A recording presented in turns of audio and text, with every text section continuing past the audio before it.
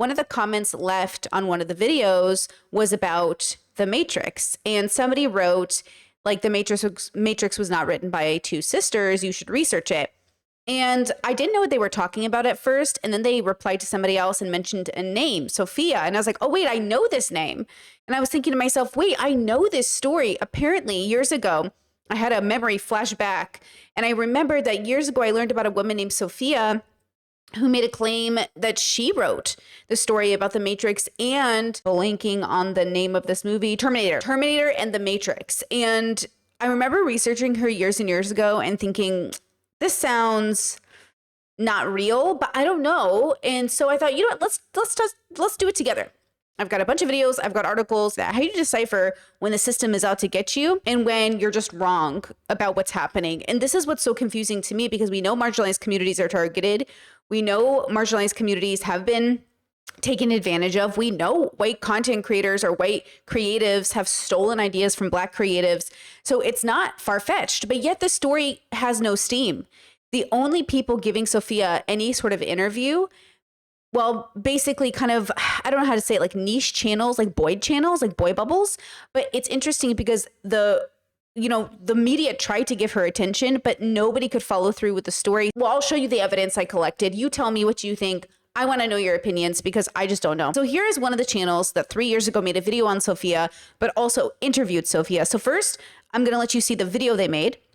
And then keep in mind, I've noticed that the Wachowski sisters, the people who wrote The Matrix, who are given the credit for it, a lot of people reference them as their dead names and reference their male gender versus like their female gender. So just like keep that in mind as we're watching. It's a little uncomfortable, I think, but just, I don't know if they're being purposely transphobic or if they're just mistaken, because some of the interviews are from 3 months ago and they're still calling them the brothers, which I don't know if I'm just being too LGBTQIA about it, but it just feels transphobic, but I don't know. So let me know what you guys think. So have you guys heard of a channel called Hype Plus?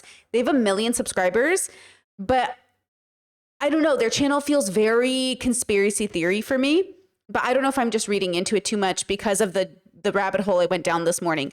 So let me know what you guys think about this story here. I'm going to put on 1.25. He is going to run down the history of this exact story. And then we're going to kind of debunk some of the points in the video because I don't know, girls. Okay, ready?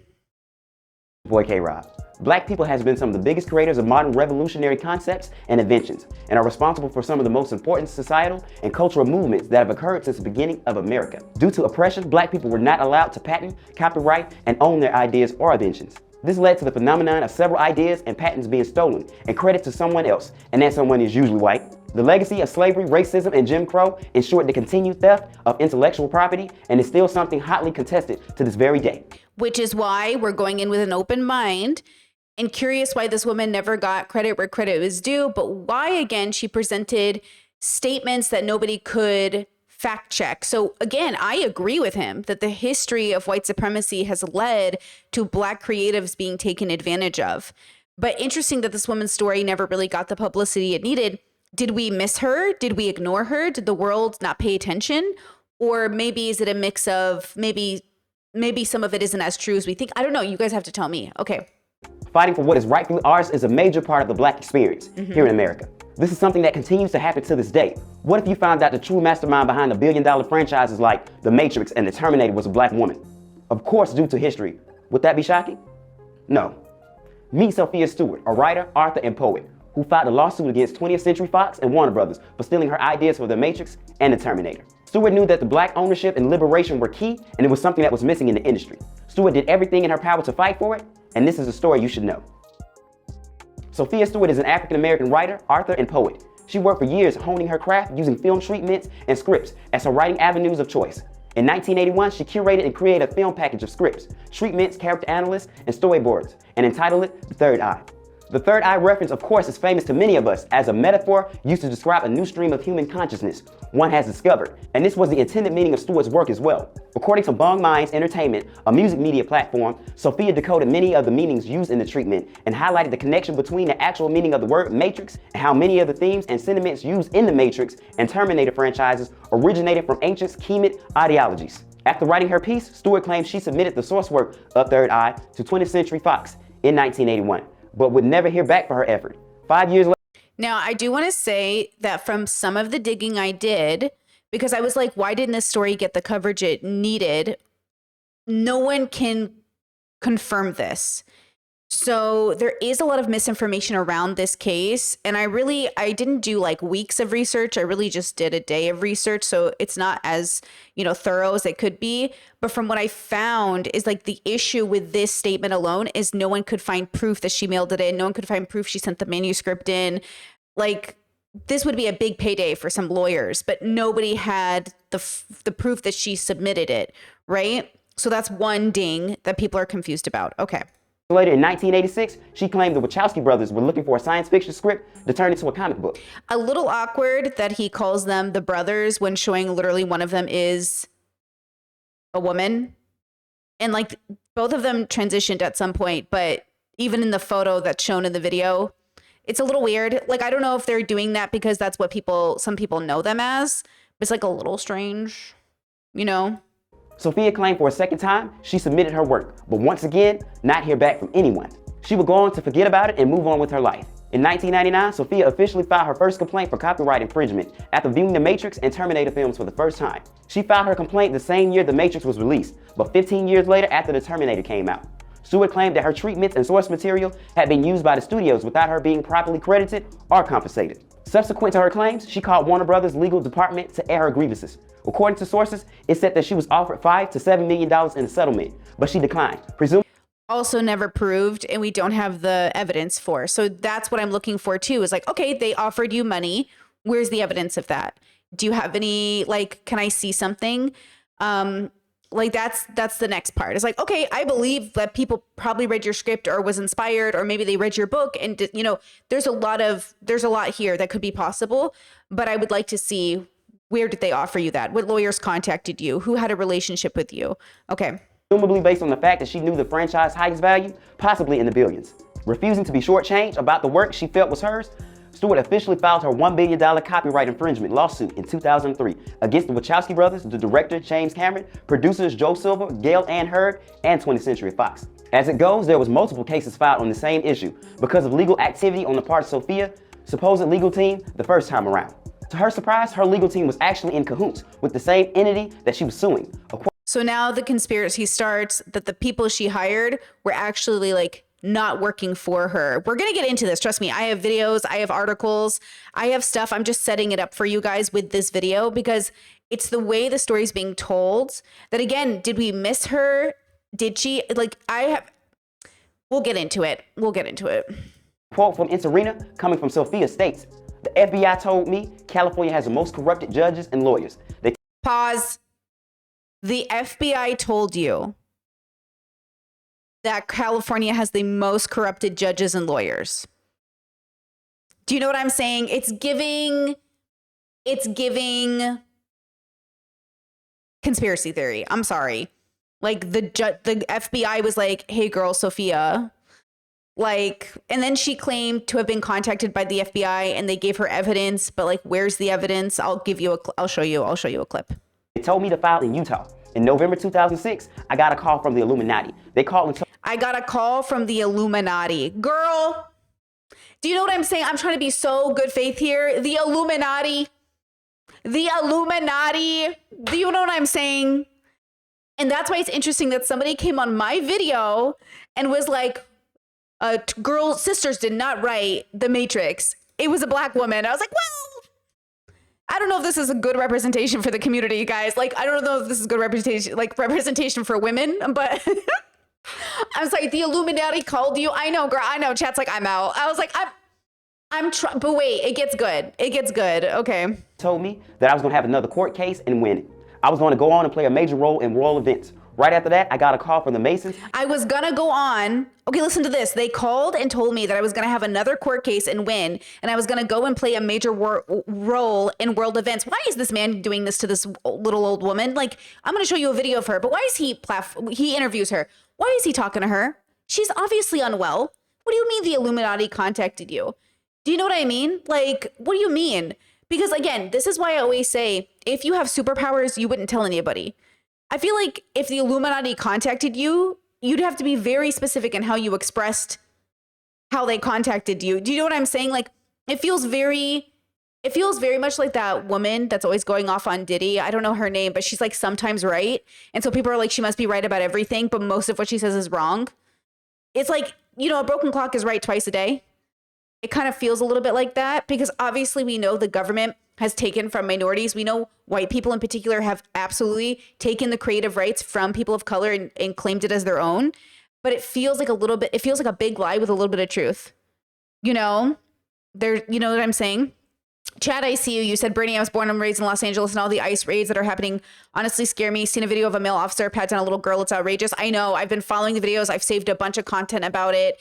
It's devastating. It's like, that's where my brain is right now. I know people were like, can you talk about Diddy? I'll talk about Diddy in a bit, but right now I'm focused on Palestine. I'm focused on the raids. I'm just like, my brain is like focused on these communities, and it's really scary what's happening. Like, they arrested a Chilean woman who is here on vacation. They held her for 8 hours because they saw her speaking Spanish. Like, it's really horrible. Like, it's all very horrible, you know? So that's where my mind is for sure right now. I just like, I can't get my head off of like, or my mind away from these topics. It's just horrible. Yeah. And her daughter was left alone. I know. Just horrible. It's really just awful. All right. And the Masons tell me that I'm going to have a visitor as soon as Prince Charles and his wife touched American soil. My visitor was Governor Schwarzenegger, who owns 5% of the Terminator. So, okay, hold on here. My visitor was Arnold Schwarzenegger, who owns 5% of the Terminator. He offered me $5 million. So this is what I'm saying. This woman is like ill, right? The Masons tell me that I'm going to have a visitor as soon as Prince Charles and his wife touch American soil. Like, this is a sick woman, right? This woman has like psychosis or something. What do you mean?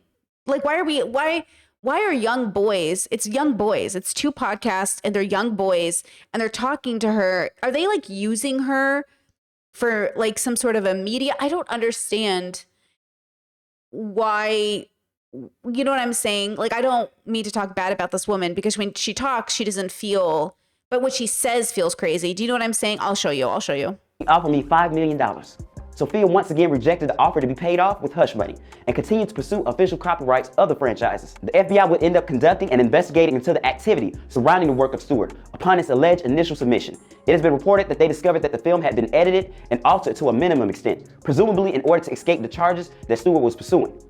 In this moment, it will be confirmed to most that the studio basically stole Stewart's... Confirmed to most who? Confirmed to most who? This channel has over 1 million subscribers. Why are they putting out content like this? Confirmed to who? Intellectual property, the entire point of her fight. Additionally, Stewart's claims were given more credibility by other very reliable sources within the studio network. Who Claimed her work was used in various pre-production meetings as a guide and template for the Matrix and the Terminator films. Now, even with this being out there, in a section of diehard Matrix and Terminator fans do not believe Sophia has a case, and there are areas of the media that supports this view. The doubt allegedly comes from the fact that her story received no national media coverage at the time of its initial undertaking. Probably because she mentioned the Masons and the Illuminati and that Arnold came and visited her. Probably, you know what I'm saying? Maybe he did, but I feel like the Illuminati stuff probably made people just feel like, okay. Which was highly puzzling to diehard Matrix and Terminator fans if her claims were indeed true. It also comes from the timing. Many question why she didn't make these claims as soon as Terminator was released. She said she was unaware of the original release of the 1984 Terminator due to other life occurrences, but would later theorize the film was inspired by her work when she watched it. Sophia has heard these assertions and has been unbothered by... Has anyone read her book, The Third Eye? I've never read her book, so I don't know how much it actually is similar to the movies. ...the accusations of dishonesty and delusion. She even provided her own theorization as to why her story wasn't heavily publicized. The reason you have not seen any of this in media is because Warner Brothers' parent company is AOL Time Warner. This giant owns 95% of the media. Let me give you a clue as what they own in this media business. New York Times paper/magazine, LA Times paper/magazine, People Magazine, CNN News, Extra, Celebrity Justice, Entertainment Tonight, New Line Cinema, DreamWorks, Newsweek, Village Roadshow, and many, many more. They're not going to report on themselves. They have been suppressing my case for years. None of Stewart's claims would come without backlash. As the Wachowski said, they did not put out an ad that Stewart claimed in 1986. In an article written by... So she claimed that there was a paper ad and she replied to the ad. And they're saying we never put out an ad for this movie. And she's saying that the ad is where she submitted her manuscript. You know what I mean? Chet says sometimes 2 things can be true. Maybe she did write it and sent it along the line. She started this in the symptoms of psychosis. Well, the dilemma is like, she has no proof she sent the manuscript.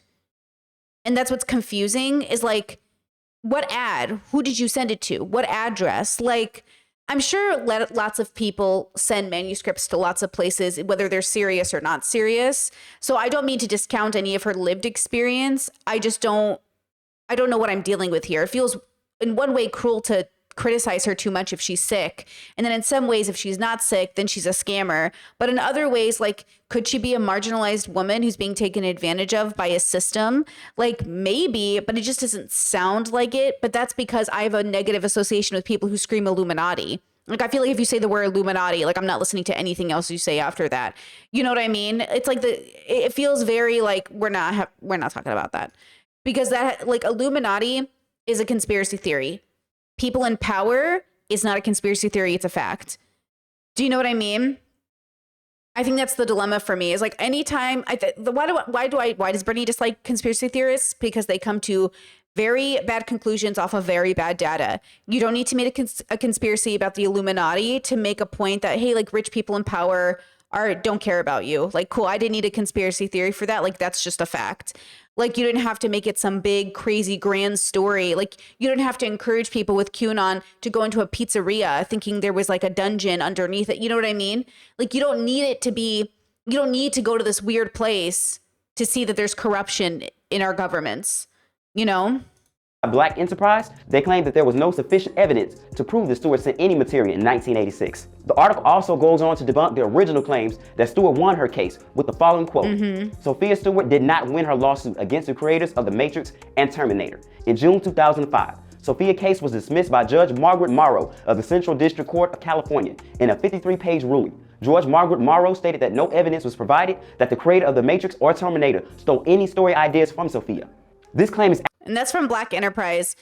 And then I have another article to show you after he says this next thing. accurate, as she did not win the case at the moment, but won the right to continue with the case after the defense tried to have it dismissed. Additionally, this article claims there wasn't any evidence that Sophia had any communication with the creators of Terminator during its original concept.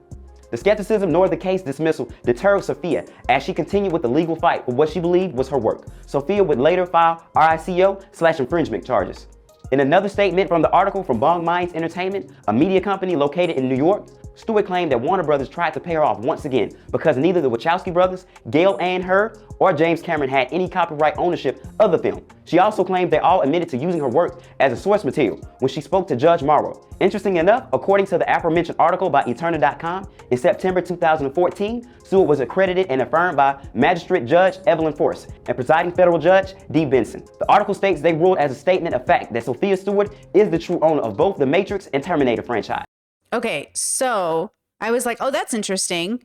But then the $1 billion myth, Los Angeles. This is a 2005 article about the story. Sophia Stewart didn't attend her June 13th hearing at the U.S. Federal Court building in downtown Los Angeles. She saw the proceeding as a minor hurdle on the way to an anticipated July 12th trial in her copyright infringement suit against directors. Andy and Larry, well, that's their dead names now, Wachowski, James Cameron, and other defendants, a trial she imagined would be one of the largest suits for damages in the history of the film industry. Her lawsuit claimed that the lucrative Matrix and Terminator film franchises were based on her ideas. Okay, but it goes on to say, unfortunately, Judge Morrow wasn't interested in surprises. In her 53-page ruling, Morrow dismissed Stewart's case, noting that Stewart and her attorneys had not entered any evidence to bolster the key claims in her suit. Then, if you go to PolitiFact, Sophia Stewart wrote books in the 70s that were stolen from her by Warner Brothers. And then you scroll down, and the same story, it's the same story in every article that I read, that this is what really made the rumor set off. So basically, she filed another lawsuit, right, in Utah, claiming she won money, right, claiming she got all these things. But the false rumors about the supposed settlement appear to stem from an October 2004 article by the Salt Lake Community College Globe newspaper. The story was titled Mother of the Matrix. Victorious mistakenly said that Stewart would recover damages from the film's receiving one of the biggest payoffs in the history of Hollywood, as the gross receipts of both films and their sequels total $2.5 billion. So the article was later found to be full of errors, with the student reporter mistaking Stewart's successful counter of an early dismissal motion as her winning the case. So, like, this whole thing, this whole, like, everything, because some college kid wrote an article that had no merit. Do you know what I'm saying? Okay, so then I found on Snopes, this is Snopes, right? Did a woman win $1 billion Matrix lawsuit over copyright infringement? False. Same article, same references, 53-page ruling, like same thing, right? So then I'm sitting here like, okay, so it's obvious like this isn't a real story. It's obvious this woman seems to be unwell, right? And I really do. I think with everything that's been happening over the last 20 years, like now more than ever, if this story, because some of the videos were posted 3 months ago, if this story goes back into the mainstream and people listen to it and people hear it and people start reading about it, like it obviously got big enough that like newspapers were covering it. But if it actually becomes big now, then she's actually going to have to, she's going to be under more scrutiny than ever. But I have a feeling people are just going to see it as like kind of an illness. Like you mentioned the Illuminati, you said the Masons were visiting you, predicting that you'd be involved in world matters. Like all of that sounds like some version of schizophrenia, psychosis, some sort of delusion, right? But then here's this million sub channel 3 years ago covering the story and then 3 months ago interviewing her. Okay, let's finish the video and then I'll show you the interviews. And that the defendants had prior access to her work in the California case. Both judges found that the defendants were guilty of breach of contract, breach of fiduciary duties, and malpractice, and ordered them to pay Ms. Stewart $316,280.62 in attorney fees. The judge's rulings are final and cannot be appealed by the defendants. In addition to the attorney fees, there are $3.5 billion in uncontested loans against Warner Brothers, Fox, the Wachowski brothers, and other defendants filed on where did he do his research for this video? Record in the Utah federal court. Sophia Stewart is the sole legal owner of the Matrix and Terminator franchise. Nothing is true. Nothing he's saying right now from everything I've found like is confirming these facts. So I'm like, where did he get his facts from that he made this video? As a sole legal owner, she is free to negotiate the development, production, distribution, publishing, licensing, and sale and marketing of any and all intellectual property related to the Matrix and Terminator franchises, including all derivative products and services. So based on the information given here, it will be debunked that the narrative told by some that Sophia had not been sufficiently compensated by any governing measure. The debated point seems to be what was compensated with. Obviously, if she was truly worth billions of dollars, she would be well known to the community and world as one of the richest African Americans on the planet. Now, at this time, it seems her exact compensation and net worth in total has not been entered into public discourse. The story of Sophia Stewart is one that gets a lot of reactions from not only I will say she's very pretty. Look at that photo. Gorgeous. Passionate fans of the Terminator and the Matrix, but from community at large. Stewart remained very passionate on Black liberation in forms of rightfully owning what's ours and emphasizing how important it is that we own our businesses and culture. It sounds good, right? But you know what sucks as a minority, whether it's a gay minority, queer minority, trans minority, Black minority, is when somebody in the community gets to represent the community, but it's like not the greatest representation. I don't know, like how I won't speak for the Black community, you guys can decide, but like, I don't know if you want a woman saying the Illuminati is real and like she was visited by the Masons, and you know what I'm saying? Like, I don't know if that's the I don't know if that's, you know, it reminds me of that girl on TikTok we just saw, Bob the drag queen, drag, about saying like Harriet Tubman wasn't like a real person. And then he was like, Harriet Tubman's definitely a real person. Now she did apologize. There was an update to that story. If you guys didn't see, she actually did apologize. But it's one of those things where it's like, hey, there is a real history to these things, but without becoming conspiracy theorists, we need to find out what's real. We need, without mixing it with not real things, right? Right? Like, I think that's what's difficult, right? Chet says it's hard because a lot of Black culture has been appropriated, but this is not one of those cases. Well, absolutely, right? Even me, I was like, oh, did I get it wrong? Like, I felt bad for a second that I misrepresented who made the Matrix. Then I was like, wait, what is this? And so I don't want to get it wrong either. Like, I don't want to take away credit from a woman or from a person who really did something, right? Like, I don't want to take that away from people. So that's why I think I'm covering this now, because you know, that person showed up in my comment section. I wouldn't have thought about it otherwise, but they're already putting it in my comment section. People are like, oh, let me do my research. But the problem is like, are you just watching one video? Like, is this the only video you're watching on it? And you're like, must be true. Or are you also looking up articles? You're trying to figure out why was her case dismissed? You're trying to figure out like, is this true? I couldn't find anything that said it was true. And this goes back to anything that we cover in media, right? This goes back to, you know, even the stuff we've been covering on my streams about like Palestine and stuff. who is a terrorist, who isn't a terrorist, like what is a terrorist. Like you got to be very careful because often the media is biased and there is prejudice and everyone, you know, but I think there is a way eventually to do good research, to do good journalism. Not me, I'm not a journalist, but for somebody to do good journalism, for us to find out the truth. And of course, with all of that said, sometimes we won't ever know, right? But I wonder sometimes, you know how the US government always keeps us on a hook? Like, ooh, we have the Epstein files. Ooh, we have JFK stuff. Ooh, Martin Luther King. Ooh, it's like they kind of make us into conspiracy theorists, America. I feel like America kind of incentivizes us to go crazy over these things so they can kind of like, you know, I don't know, get away with stuff. Like it's too much. And I feel like we have got to be grounded in like, what is real? What are the facts? What's the actual data?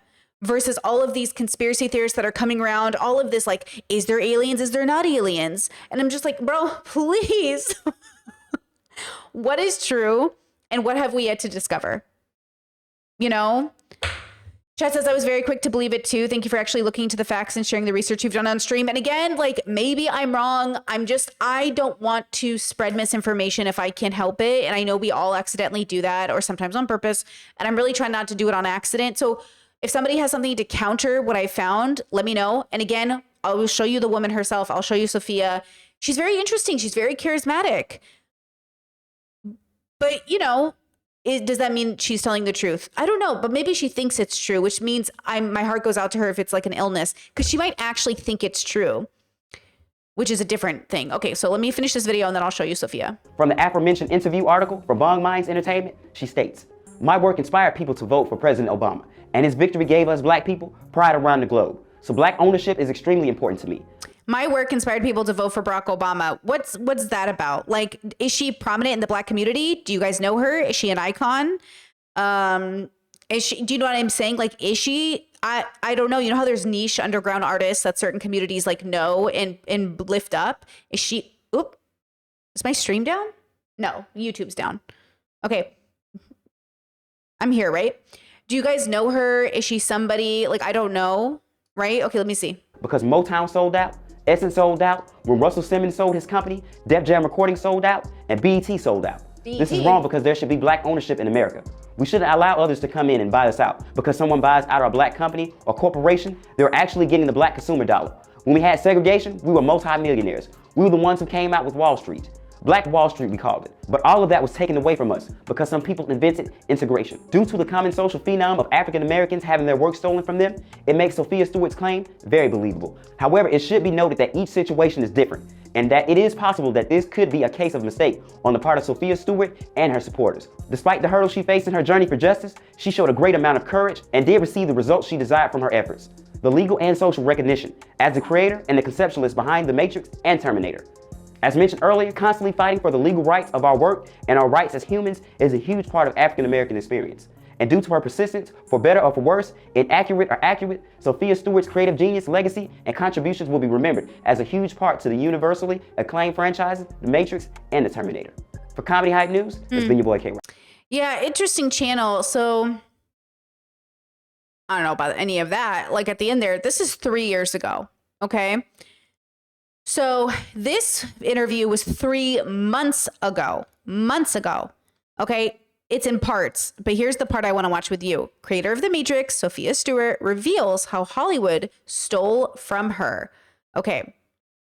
I'm going to show you this. Let me pull it up for you. So when you go to court, and when I went to court, I was suing for money and damages.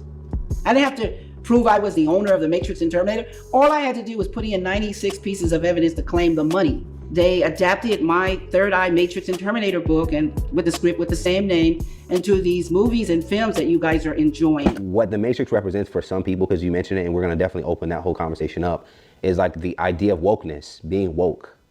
And it does seem that there is a wokeness about yourself. The Third Eye was the book. Yeah, chat, great point.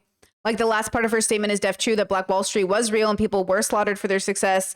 But if truth in the lie misconception. Well, that's why it's throwing me, right? It's like she mentions really real things and I'm like, that is true. But then it mixes in with something that I'm like, that can't be true. And this is what throws me about. Again, all conspiracy theorists have some of the information correct, but you can't have some of the information correct and come to really big conclusions about something. So that, you remember like the woman I met, the very nice woman in New Mexico I met, who was like, you know, talking about government, like our food is killing us. Like, yeah, the things in our food are definitely not healthy for us and we should be eating better. But that doesn't mean that there's some big conspiracy about our food, but yet there is something to say about the way that neighborhoods in America are pushed into sort of like a different diet structure because of poverty and racism. Like there is something that is true. And I feel like the truth is enough. You know, you don't have to be all weird about it and make it all conspiracy, but it's like, then they take it, they run with it. And look, I grew up with religious parents where they were like, Trump got elected and he's friends with Putin. And did you know Mother Mary said that once Russia is free, the world will be free. So maybe Trump is going to intercede on behalf of Mother Mary for Russia. And I was like, or maybe not, you know, or maybe not, you know, but everyone has their own, you know, belief and their own connections they're making and their own like, ooh, this is happening. So this is happening. So this is happening. It's like, okay. Everybody relax, you know, everybody relax. But I get it. Everyone has their idea of the world and what things mean and like what the sign is they're looking for, which when we get into Aubrey Marcus later in stream, we'll go over that idea of like thinking you have the answer and why sometimes you got to remember that you don't have the whole answer, you know? Okay. That was at the heart of this conversation. It was something that you wrote that is now seen as something that was taken from The Terminator, and The Matrix took something out of that particular book. That's not correct what you're saying. Let me correct you so people won't be mimicking rumors, because a lot of people are just reading stuff off of the internet. But if you really want to know the facts about me, you need to go to the archives and read the real media. Okay, what are the archives? When she says that, what is she referencing? I actually don't know. Because is she saying don't read the articles on the internet like the ones I showed you guys earlier? Or is she saying, like, what are the archives? Like, what is that referencing? I don't know what that is. Archives, what they've written about me, because they have to put the truth in these this media documents and stuff. It documents facts. The courts documents facts. They did not take my copyrighted book or my copyrighted script. What they did was a licensing deal without paying for it. They adapted my Third Eye, Matrix and Terminator book and with the script with the same name into these movies and films that you guys are enjoying. And when they could not duplicate or get any more, what I would say, eclipse, because only the creator can eclipse the work and carry on. If Picasso was here now, you would be getting more Picassos. But all anybody can do now is mimic and copy off of Picasso. Okay, I want to show you. I went to Goodreads. Third Eye, Sophia Stewart. This is her book, okay? The Third Eye, Sophia Stewart's epic story that was purportedly stolen and used to create two of Hollywood's biggest franchises, The Matrix and Terminator, also contains additional information such as court documents, letters of access, registered return receipts, and FBI investigations and Sophia Stewart's future projects. Do you get what I'm saying? Like, when I tell you guys, there is just a vibe from a person who's serious about how the world works. And then there's the people that feel like, okay, I don't know what drugs you're on or what you're doing, but why would you republish your fictional story with all of the, quote, FBI investigations and paperwork? Why wouldn't you find a credible news source, an investigative journalist? There's like hundreds of TikTok like journalists that would fucking run with a story this good if it was real. Lawyers would be like dying to get on this case with you because they could make so much money from it. Like, it feels like she's a small niche science fiction community that liked her book. Okay, it's got 38 reviews, 184 ratings, right? 342 people currently reading and 1,800 people want to read. Like, she's got a small following, a small niche community. But like, at the end of the day, you know what I mean? I don't know. Chet says, this is a review from it. I am suspicious of those who rated this highly even read it. This isn't the book that started it all. And the courts agreed. What you have here is a 36-page rough draft story that has many loose common themes, similar to a lot of other stories prior to this one. I'm sorry, how many pages is this book? This isn't a book. It's a collection of correspondence. And oh, Habibi, it's psychosis. Wait, this isn't a book. It's a collection of correspondence with possibly the most patient legal terms ever. When the coherent ramblings get around the source material for the claims were treated to a vague outline with no real story. This repeats once the artwork, another time with a dot matrix copy. I suppose it to make it look like it was published in the 80s. Oh, wait, this whole story could just like come to the end if we realized, wait, does it let me? Can I see some of the writing? Oh no. Is it just like a bunch of ramblings? I was looking forward to this, but it was complete rubbish. I don't see any similarities between The Matrix and Terminator, as the author states. This is not a book. It's a pamphlet about the book.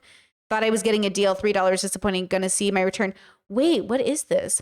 The Third Eye. Sophia Stewart. The Third Eye is Stewart's epic story. What is this? Oh, it's even worse than I thought. Bros, I think it's just, have you ever seen the writings of a person who's like not coherent? It's probably one of those, not to call Dostoevsky a bad writer, but man, his Notes from the Underground, ramblings of a rave man, just ramblings of a man. And intolerable, just intolerable. Interesting. I'm making a little bit of a joke. That's a little bit of a writer joke right there.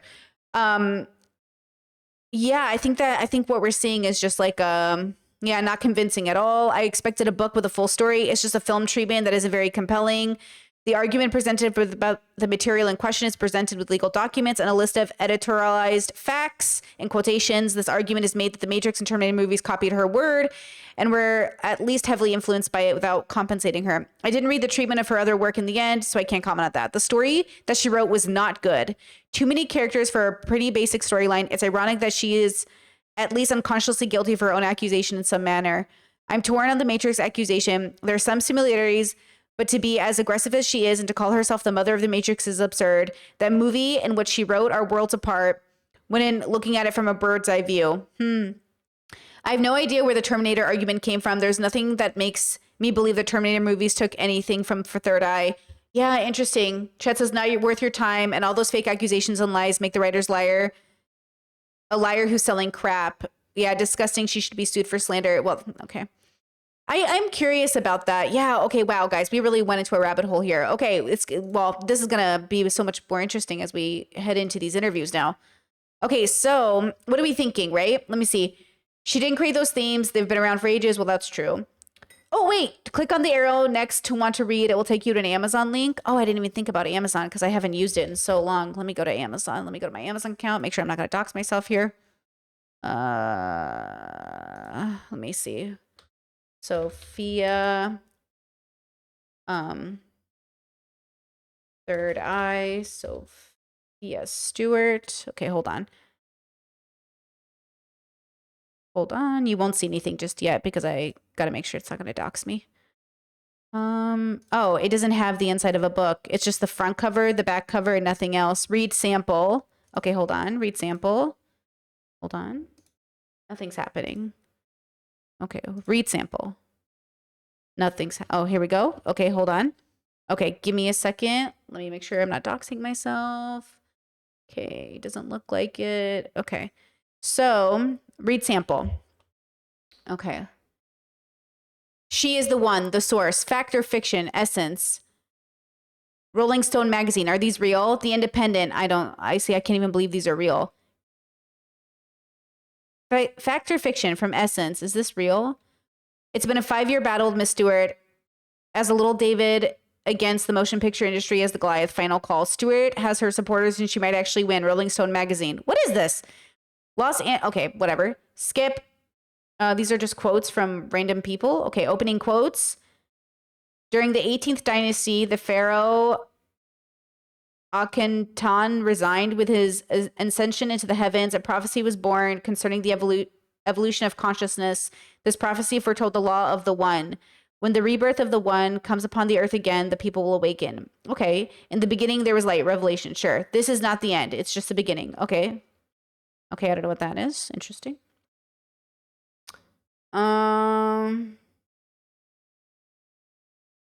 Third Eye movie treatment. The proposed science fiction film deals with the Earth during the year of 2110 AD. By the time planet Earth had experienced horrible nuclear wars and a spiritual revolution was underway. Also, man was finally moving into unconscious to the conscious stages of spiritual development. Thus, it seemed apparent that the spiritual would soon prevail over the technocracy and Earth would have lasting peace.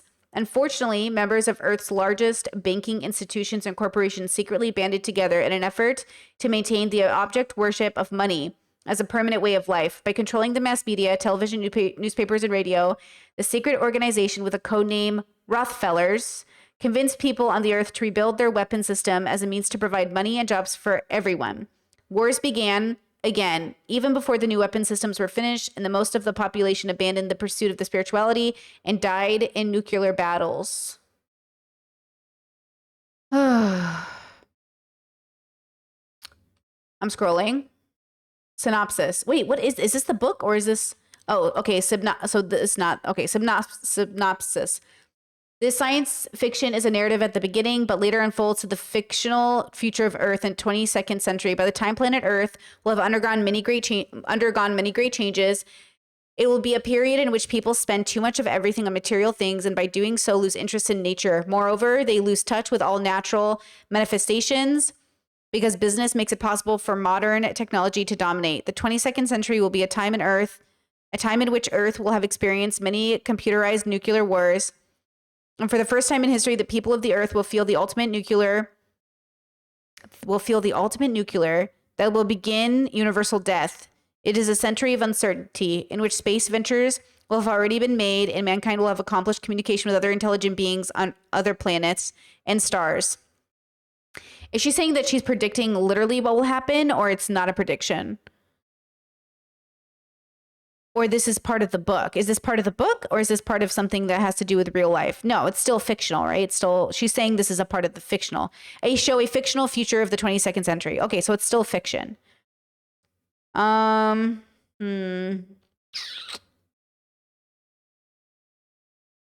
well, that just sounds like a kind of a fiction. I'm not a big fan of science fiction, to be fair. I don't know. It just sounds like a weird science fiction-y book. I'm not a fan of science fiction. I'm going to be really, I'm going to be real. I'm not the biggest fan of it, am I? Chad says, I'm sorry, but if you come out and say you're the creator of The Matrix and The Terminator, you better come correct with the facts. You don't have a monopoly on the idea that machines taking over humanity. I know, like, that's the problem. It's like, you don't have a monopoly on this, bro. But also, okay, let's hear her talk about it, because I think, wait, chat says, not us, about to watch science fiction tomorrow. Listen, Discord people, okay, as we watch things together, listen. I'm not the biggest fan of sci-fi in terms of novels. I don't mind sci-fi movies, but something about sci-fi, I don't know. Again, I think it's the arrogance of being like, I know things, I know what they mean. Like, I love a sci-fi story. I don't like people using sci-fi to tell reality. There's that singer, hey, I'm from outer space, Jericho Rumble. That girl, she's so pretty, she's so lovely. But I genuinely am concerned she thinks she's like a Starseed child. Like, I'll see her TikToks and I want to support her and love her, but then I'm like, do you really think you're like a Starseed child? Do you know what I mean? She has this thing where she's like, why do you follow these celebrities when there's like literally a person connected to truth right here? And it's like, I don't know what's happening, girl. I cannot tell with these spiritual people if you actually think, do you know what I mean? Do you actually think you're like, you know how Teal Swan thinks she's a Starseed child?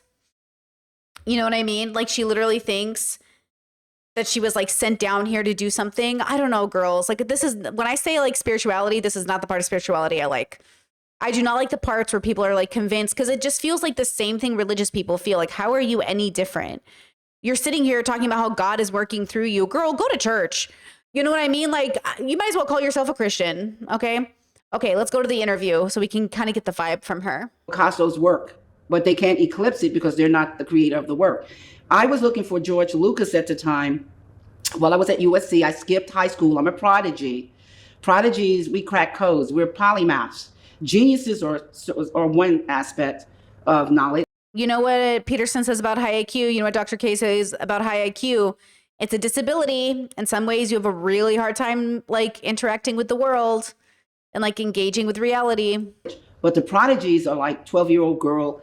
She's got a college degree and she go work for NASA, but she's 12 years old. So we prodigies, we don't need school. I was reading and writing prolifically at 3 years old, or with a fully conscious. In fact, I scared my grandmother. She had made something for me to eat because there was a very bad electrical storm and the lights had blacking out. Everybody was in a blackout, and she was worried about me eating, and so she fixed something. And now I'm like 3 or 4 years old, not in school yet. And I walk up to her because I remember it if it was yesterday. And I said, "What did you feed me?" And she said, "What?" I said, "What did you feed me?" Because I've never tasted that taste before. And she said, "That's impossible for you to even ask me that." I said, "What do you mean?" She said, "You were only a baby. You were just this little baby on the bed." I'm just a baby. I mean, at 3 years old, I was swimming. I was talking. I was vibing. You know what I mean? I don't know. But I didn't even know that because I didn't even feel that I even had a body. I saw the storms. I could see Chad says it's low-key giving Kanye. I mean, honestly, that's why I don't want to like go for her too hard. You know what I mean? Because I think she might just be a sick lady, but it now, like remote reviewing. She was pacing and all nervous and scared, but I didn't have any idea that I was just a baby, not even walking, just a baby laying there. What? 3 years old? Didn't she just say she was 3? Well, you're not a baby just laying there, but now she's saying she was talking as an infant? See how the story changed? Do you see how fully conscious I am and not knowing I even had a body? So it's always been that way with my knowledge. And I think it comes from my Cherokee side because my grandmother was a shaman and I'm a shaman. So the knowledge that I'm giving in the Matrix and Terminator, no one had ever experienced that knowledge before. It's Habibi, yeah, I think we're dealing with like a very ill person, which is sad. Like, she seems like a vibe, but also like, oh. And gosh, we've really been covering spirituality all week, haven't we? Like, we've really been covering, like, I think people who have sort of, again, I want you to ground yourselves in reality. I want you to have like a really grounding experience with this type of, bubble or self-awareness or something. Man. 100 years ahead. A Terminator, artificial intelligence, looking like us, wrapped in flesh, killed but cannot be killed. Before I brought in this concept that changed the whole paradigm of the world, everybody was doing H.G. Wells, and H.G. Wells, science fiction writer, also a prodigy. He had the old metal clinkety clank, these metal robots that you saw in Star Wars, Star Trek, Lost in Space. They were all still creating all these metal robots. I saw Star Wars when I was a little kid in Harlem at the Apollo Theater because we used to go to the Apollo every weekend to see all the great acts and stuff. The Sutton brothers owned it at that time. And so they made money during the day and the night. In the daytime, it was like a movie theater. And this is 1977, a little kid, I see Star Wars. And I interpreted Star Wars as a biblical movie or franchise called Star Wars. Look at Star Wars, the wars in heaven. And look, Darth Vader, the devil, how he fell from the light side to the dark side. George Lucas was talking about these concepts. Then what I saw for my science fiction franchise was the second coming of the Christ, the evolutions of consciousness, man versus the machine. But past, present, and future, time travel. No one had ever introduced that in a movie the way I introduced it. Where in the future, the machines are fighting the rebels. They hear the oracle's prophecy that a baby is going to be born that's going to take them out, destroy them. And they're trying to enslave mankind because now the AI have elevated consciously. They're like us, but they're ruthless. But also Kyle Reese, one of the rebels, hear the same oracle's prophecy. He's going to time travel to save Sarah Connor because they know Sarah Connor is destined to have the baby Jason. Yeah, like there's always a baby. It's just like the lore of Jesus, right? Like a baby is born, right? Chet says, who's she talking to? She's being interviewed by a guy who has 1 million subscribers on his channel. Like, it's interesting. Yeah, Chet says using biblical themes in fiction is pretty common. What's her point? Well, that's the dilemma. Is that, and again, this goes back to what we saw with Aubrey Marcus yesterday, what we'll see later in today's stream, is like, why does everyone keep thinking they're inventing things? Like, you're the first person to discover, you're not the first person to do anything. Somebody somewhere has already done it. And that's why there's this idea, and I think I see it more in man bubbles, where like man bubbles, they really think they're like the first ones to do something. You're not the first ones to do anything. You're the first one to put together this particular perspective, but there's no such thing as the first when everything we're learning is a collective action. And I think it's the problem with like, I want to give myself credit, but I have to also understand that I didn't get here alone. Like you didn't get here alone, dude. You got here because somebody invented something before you or somebody discovered something about, we're discovering things about life, what is possible, right? And then people are discovering things at different parts of at the same time. There's billions of people who are probably coming to the same realizations you are. You're just not talking. Yes, pioneer mentality. Exactly. It's like, bro, please. I don't know. See Jesus Christ, John Connor, who grows up to be Neo, one and the same in the Sure. Matrix. Neo I heard that my whole life, right? Neo's Jesus. Neo's Jesus. was an anagram for the one. John the Revelator was the only one to call Jesus the one. Neoone.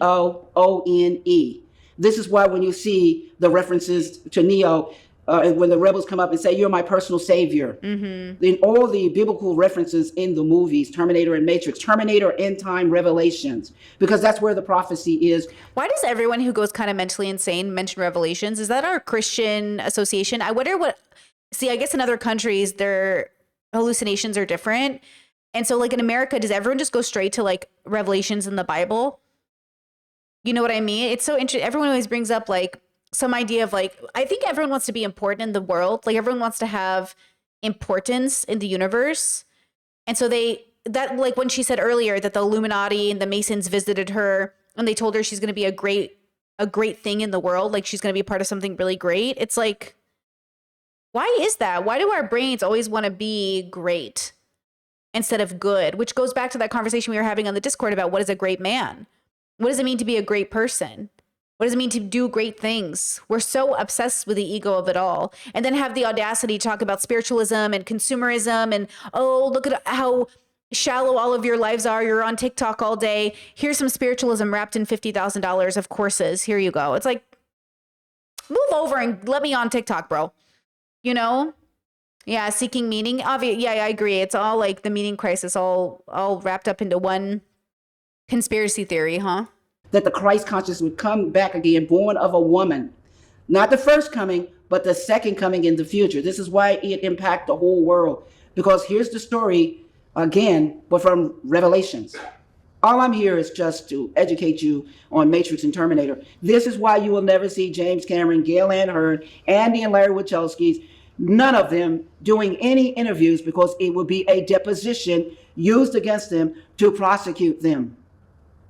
And they can't answer the questions. I was about to say, I don't think they could break it down like this. I don't think they could break it down like this. They don't even know what the work is. They didn't even know what the word matrix was. They tried to copyright and trademark the word matrix, matrix. Their names are Lana and Lily Wachowski.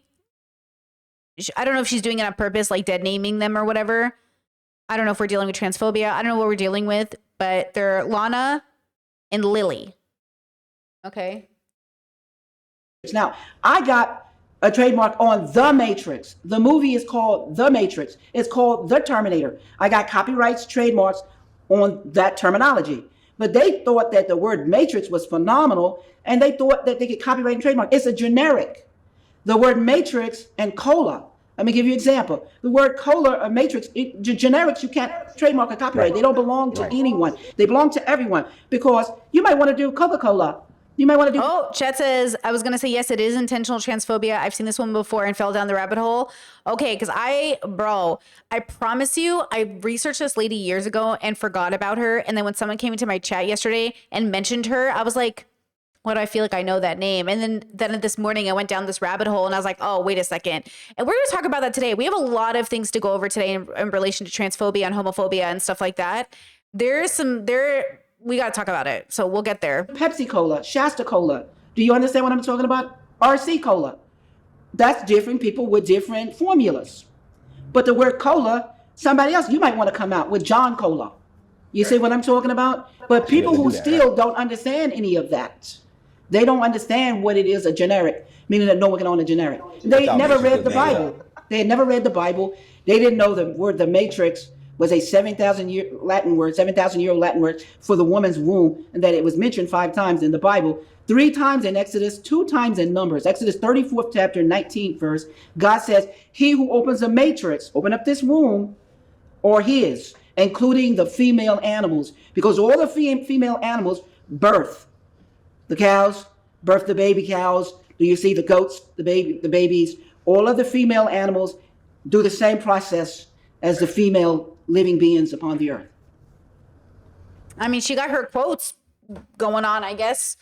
I mean, she is good at referencing names and stuff. It's like, yeah, and that's what makes it sound like she might know what she's talking about. But then this goes back to the Illuminati and the Masons visiting her. That throws me, you know? Females, not males. Now, you know, as you just laid that up, What was that about? Was that a transphobic comment? Females, not males. Females. Okay, I don't know what you're saying. and pretty much have been doing that for the last 10 minutes or so about showing that, yo, I'm the real deal. Oh, Latin isn't 7,000 years old. Did she say it's 7,000 years old? Chat says, there it is. There it is. When it comes to this Matrix, like those other folks ultimately took your work or used it. Did not take my work. They stole the money. When you go to court, no, listen, I got to clear this up because this is rumors all over the internet and people need to be cleared of these rumors. No one can steal your car because the title is in your name. They can't steal your house. The title's in your name. They can't steal the TV because you have the receipt. Now, they can take these items and make money off of them. They can take your house and have a house party and make $1 million. They can take, you know, your car and make some money off of it. Now, when you go to court, we're going to court not for ownership because you have to put your ownership in there to take possession of the money that's owed you. We're going in for damages. Damages, that's money. That's why anybody sue. We're not suing for owning, we're suing for money. So when you go to court, and when I went to court, I was suing for money and damages. I didn't have to prove I was the owner of the Matrix and Terminator. All I had to do was put in 96 pieces of evidence to claim the money, showing that the copyrights and the derivative movies are all mine. The FBI documentation who investigated and found out what they had done. Yeah, what are we going to find out about Ethan and those skulls that the FBI apparently are investigating? You know what I mean? Why didn't Ethan call the news and be like, hey, skulls were sent to my house? I'm just saying, you think this story would be pretty huge if skulls got sent to his house. I'm not saying they didn't get sent to his house. You know what I mean? I'm just saying, like, everyone always talks about the FBI, the FBI. Girl, where's the news story, girl? The FBI is involved and I don't hear any, like, I need an update to this story, please. It's when you impose on somebody's copyrights or trademark, it's counterfeiting. A lot of people don't know that. I'm here to teach law and make you prolific in law. Oh, I think she actually was a lawyer. Wait. And make you understand. Forget about these rumors. I said you can't make any money on the internet with rumors. The internet is a distribution platform created for you to make money, like you're doing. It's created for you to make money, not the gossip. You're not gonna make any money gossiping. You're just a troll. Nobody's gonna sue. Oh, she worked as a paralegal. She's not a lawyer. She worked as a paralegal at some point in the 80s. A troll on the internet because they don't have any money. It's a waste of time. Her name is Sophia Stewart. So they can say anything they want. Like Tupac says, love me or hate me, you're still gonna buy me because I'm the truth. Oh. Come on now. Well, it's real, very real. What was the moment though? Tupac knew what he was talking about. What was the moment though that you was like, hold up, is that my work? Like I did not go to the Terminator movies. Terminator came out October the 26th, 1984. My copyrights are May of 81, 83, and February the 6th, 84. So you see my book, published book, and copyrighted scripts, all of that was already out and people was reading it, just like Lords of the Ring book, Lords of the Ring. Yeah, but were they reading it? How many people were reading it? You know what I'm saying? Like she said, like Lord of the Rings. You mean reading it is like, you know, I've read thousands of books. I never read her books. But then I don't really look for science fiction when I read. I've only read a few, maybe like, I don't know. If I had to think about how many science fiction books I read, it depends on what you think is science fiction. But I've probably read like 15 or 20. I don't know. It depends on what you think science fiction is. I've read a lot of fiction, but I don't know if I've read technically science fiction. I don't remember her book is what I'm trying to say. Movie, the Maze book, the Maze movie, you know, the Gravity book, the Gravity movie. See, all these great movies and franchises come from somebody's hard work. The late J.R. Tolkien's Lords of the Ring, The Hobbit. The Hollywood go and make deals. That's true. And I don't even understand how people can even give Hollywood any credit of doing anything, because when the writers go on strike, Hollywood don't have anything. All right, well, I hope you enjoyed this teaser. Okay, so hold up. So this is Hype Plus. I'll go ahead and link their channel in the chat. You can check them out. 1 million subscriber channel, but I don't know why they keep doing stories with this woman. Then another channel with 1 million subscribers. What the hell am I doing wrong? This other channel has 1 million subscribers. Who are these people? And the ugly truth about clones. What Hollywood hides. Sophia Stewart 9 months ago. Another boy podcast with 1 million subscribers. What? This script. What I'm talking about is when you Google your name, you get a bunch of haters calling you crazy. Have you noticed that? You know what? Love me or hate me, I'm like Tupac. You're not gonna, you're gonna still buy me because every prodigy in the world has been called crazy. Leonardo da Vinci, Einstein, and I can go on and on. If someone is calling you crazy, you're in good company because you are either a prodigy or you're a genius. All right, guys, we got Sophia Stewart here today. Sophia, I got a interesting question to start off with. Okay, excellent. You ready for this? Yes, I am. Blue pill or red pill? Yes, I'm going to tell you what that's all about. I created that. It's in my book, The Third Eye, Matrix and Terminator book, the first book that I wrote, copyrighted and copyrighted script. What I'm talking about is the machines versus God's children, the humans. When you cut us, we are bleeding red blood come out of us. But the machines is blue and black ink, or it's blue and black with the lead or pencil or the black ink pen. What it's talking about, if you take the red pill, you can see how deep the rabbit hole of truth goes. But if you take the blue pill, like Cypher, you already know that you're dying and killing for the lie. You know, you're not eating a steak, you're eating mush. But there are people who accept the truth, and there's those who accept the lie. That's what's going on here. So that's what it means when you have the choice to deal with the truth, or you have a choice to deal with a lie. Got Go it. back to sleep, enjoy the lie, and keep it moving. Or take this red pill and see how deep the rabbit hole of truth goes. Because as long as you dig, you're going to find more and more of the truth. I would have taken the red pill then. Yes, I'm a red pill myself, and I'm a speaker and giver of truth. I love that.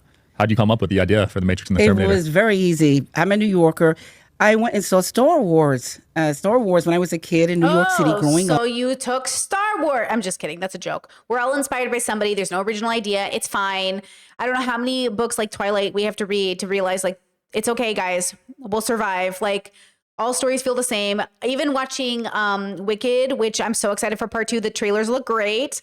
Even watching Wicked, I was like, man, I've seen this story 1,000 times in my life. And that's the point. We keep telling the same stories and pretending they're new. We don't have to pretend they're new to retell the same great concept in different ways. You're telling the same story in a different way. That's the point, is that we're never, ever going to escape our like default. Like we are default pretty predictable as people. That's okay.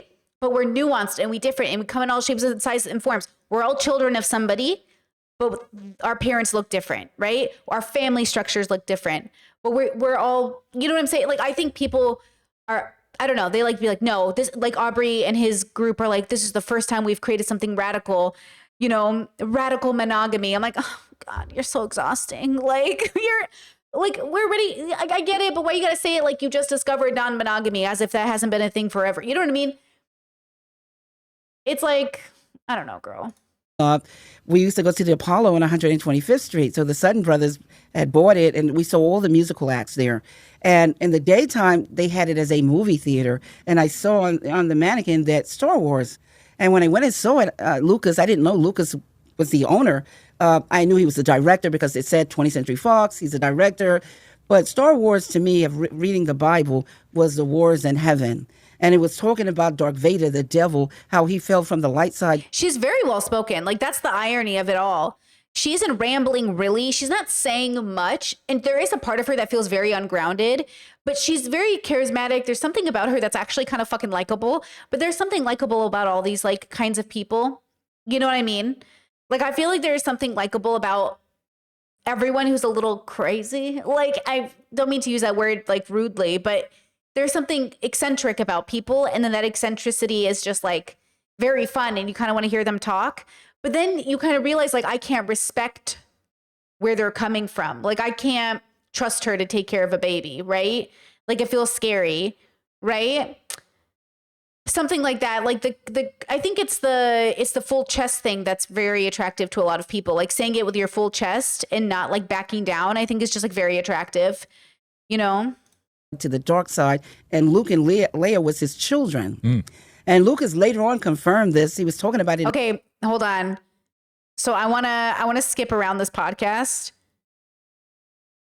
I want to skip here. Distribution platform. Right. So here they call them the Wachowski brothers. Again, this podcast is 9 months old. Like, get on board, bro. They're literally, they've been out forever. So that brings up the Wachowski brothers then, right? Yes. Now, when I filed, I won 2 default judgments. Yeah, I don't want to hear that section of them transphobically, like misgendering people. Let's skip to this part. Why America will never be bombed. Tell me, girl. Countries own all the banks on Wall Street. Ooh, rewind that a little bit. America is no longer owned by the people. If you go and pull up the lands that are sold in America, it belongs to all of the countries. Guess what? America is never going to be bombed because all the countries own all the banks on Wall Street.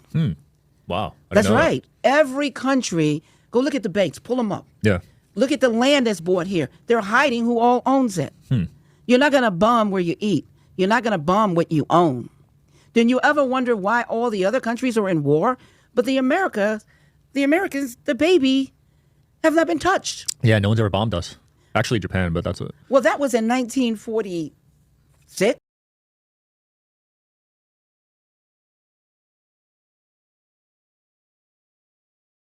What? You know what?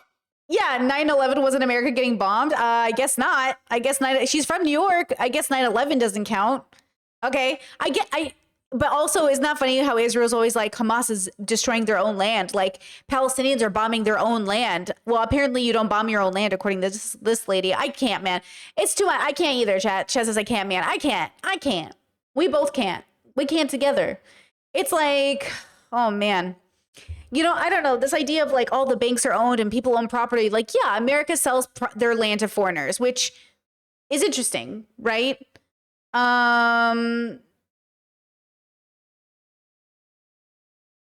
See, why do conspiracy theories always do this? Why do they do this? Yeah, I don't know. The more I discover about people, the more I find for myself, at least, it's like, it's not that interesting. Like, I know we think it's interesting, but it's not that interesting, human beings. And I think like people have to create these whole, I don't know, theories around it to make it more like life is stranger than fiction, but also you don't have to be like that weird about it. I don't know. And I don't like the idea that we ever even owned America or that America was ever for the people, because like, which ones? Right? Like even that idea, like America used to be for the people. Which people? Who? You know, it just like, it's an ignorant thing to say. I mean, she's literally a black woman, so I don't even know why she's saying it. Like America used to be for people. Who? Because we had to fight tooth and nail to even get the right to vote as women. And not to mention not being owned. Which, not to mention, it's not like these people were even, you know, excited to end slavery because they thought it was wrong so much. You know, it's just like the politics of it all. Anyways, let's go back to her conspiracy theory. Yeah. 47? Come on. That was before America was owned by Japan. Japan has banks here now. Oh, okay. So Japan bombed us before they owned us. But now that they own us, they won't bomb us. Got it. So they're never going to bomb America. Right. Every country in the world have banks here. Do you remember the World Trade buildings and why it was bombed, the building? So it was bombed. Things? No, why was it? Because it had the World Exchange banks. Every bank on the World Exchange was in those two buildings. I'm a New Yorker. I was in one of the buildings. I still have a card from Windows of the World. Wow. Can you imagine having that card from that building? It's amazing, incredible. But look, that's why they were bombed. They were bombed because they were bombed from the bottom in the 90s. Go and look at the news. You are media. Oh, so she's one of those conspiracy theorists who think it wasn't the planes that took down the building, that there were bombs that were pre-planted by the government, right? That was one of the conspiracy theories, is that 9/11 was done by the American government. In 94, they bombed them from the bottom, but that would not make the top. Now, we're in Vegas, so we know how they blow up all these giant casinos. They're the size of the World Trade 94? Buildings. There's no way a plane is going to melt them. Have you ever been to New York? Oh my God, Chat said it, and then she said it right after. Chat literally memed, jet fuel can't melt steel beams, and then she said it. If you ever saw them in real time, there is no fuel on any plane that's going to melt steel like that. Right. Oh my God, They I'm dead. were exploded from the top, the same way you just saw the Tropicana being Demolished. And what happens when they go, all this white dust comes from the explosion. Am I right on that? Yeah. And other buildings was blown away also because it's right in the vicinity. And the energy of a bomb is like, it knocks everything down. If you're flying in the air, even if you're a distance, because the energy coming off of it is telekinesis, telekinetic. Ooh. You know what I'm saying? So I'm just telling you that America will never be bombed because everybody owns America. And look at all the people that are coming across the borders. And you say, what is that about? Well, look, Guzman is in jail, but he's still operating in jail. So what he's going to do? He's going to send some mules over and deposit $25,000 each and keep the clean money laundering, cleaning up the money, making it legitimate. Then you're going to have the terrorists. And what does the terrorists look like? They look like the people in America. So they're going to come across. Then we have sex trafficking. And what happens with sex trafficking? Free labor, because there's no such thing as slavery. There was never any slavery.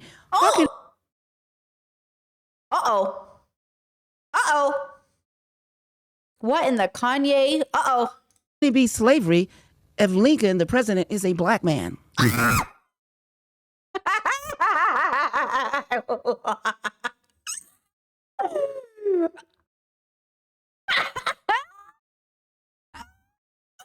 She said that so good. She said that with her full chest. Black? Any slavery. How can it be slavery if Lincoln, the president, is a black man? He was black? Oh man, see, there's something charming about it. There's something so funny about it, but actually my heart, I can't tell. In some ways she's so funny, but then in other ways it's kind of sad. And then in other ways, this is kind of dangerous. Like, this is kind of dangerous. You know what I'm saying? I'm torn. I'm sorry. I'm torn. I'm feeling very emotional right now. Some part of me thinks this is the best thing I've ever seen. See, that's the problem. This is why Kanye and all these people rise to fame, because there's something so funny about it. Where it's just like, why are you saying it's so silly? But then at the same time, it's so dangerous. Okay, so the podcaster's like, he was black? Okay, let's see. Slavery. How can it be slavery if Lincoln, the president, is a black man? He was black? Of course. Go pull up the Library of Congress and you see his picture in there. Why do you think he's on a copper penny? He's on a copper penny. There were several black presidents before Obama. Let me name them. Thomas Jefferson, Andrew Jackson, Lincoln, Hanson. He was the first Moore, M-O-O-R president. Oh. He's on the $2 bill. Look, Eisenhower. He's on a dime. You can Google it and pull them up and see their mixtures, what they're all mixed with. It has nothing to do with the color of your skin. There are white-skinned people that are black, and there are black-skinned people that are white. Yeah. It has everything to do with your DNA and your blood. Right. It's what your blood yields, not what your body. A skin is nothing but environmental, biological cover. Has nothing to do with you. So now let's go back to the people like I was telling you. Okay, hold on, I'm going to Google this. Where is she getting it from? They're all here. They got a purpose. They come here. But look at the distraction. This is the Matrix. I'm unplugging you out of the Matrix. I'm giving you knowledge where the light bulb is coming on. Okay, apparently this is a common conspiracy theory, which I'm in love with now. Rumors of Lincoln's alleged black racial heritage are considered unsubstantiated. Brittany? Unsubstantiated. Fuck, why does my brain do this? Unsubstantiated. What is this disorder? What is the disorder that I have that does this? I can hear it in my head so clearly. Thank you. Unsubstantiated. Thank you. And have not been acknowledged by historians. But wait, what are the pictures that come up? Who is this? I feel like I know this face. Who is this? Lincoln's Black History. Frederick Douglass. Okay, yeah, that makes sense. That's Frederick Douglass. Okay. Are they saying they're similar? I mean, look, I could be convinced, but also what? Abraham Lincoln was born into a racist family in the recent region of our country during racist era of our history. It would have been amazing if he had not begun his life as a racist. Booker T. Washington. Did even more than whites to enshrine Lincoln as the American philosopher, blah, blah, blah. But historians no longer gave Lincoln a pass on the subject of racism. Gates thinks this is blah, blah, blah, blah, blah, blah, blah, blah, blah, blah. Okay, maybe this isn't. Oh, what the hell?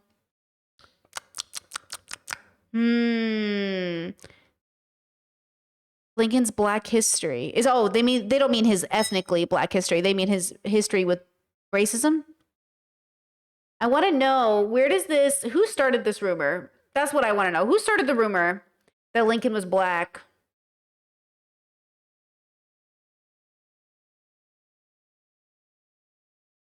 that Abraham Lincoln was a Melungeon. He was part black. Can she say that? Is that a racist word? I don't know what that word means. Part white.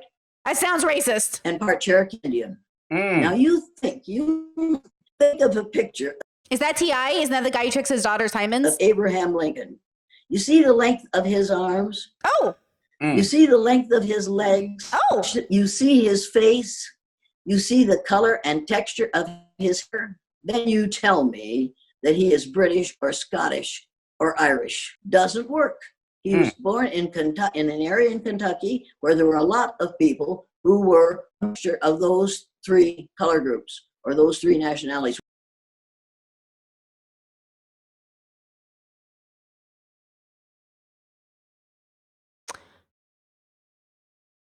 Okay, well, you heard it here. His arms are long, so that's good enough for her. It's good enough for me. I don't know what to say about that. Okay, listen. Because you're learning more than you've ever learned in school. Oh, yes. So why do you need to go to school for 12 years? To get programmed? No, to get reinforced with the program. Oh, Lord. Because what you learn up until 6 years or from kindergarten, because some kids go to school at 2 and 3 years old, Yeah. all they're doing is reinforcing the program up to 12 years. Look at all the countries. They don't go to school in 12 years. Why are the Americans? Other countries go to school for longer. Like, we're actually idiots. Yeah, I told you guys I have like tons of educators in my family. I've probably got like 7 teachers in my family. And we were, I was talking to my partner about what they learned in school and then what I learned in school and then what my cousins or relatives teach in school. And compared to European standards, like Americans are so fucking behind. Like they are so behind in education. Like it's crazy.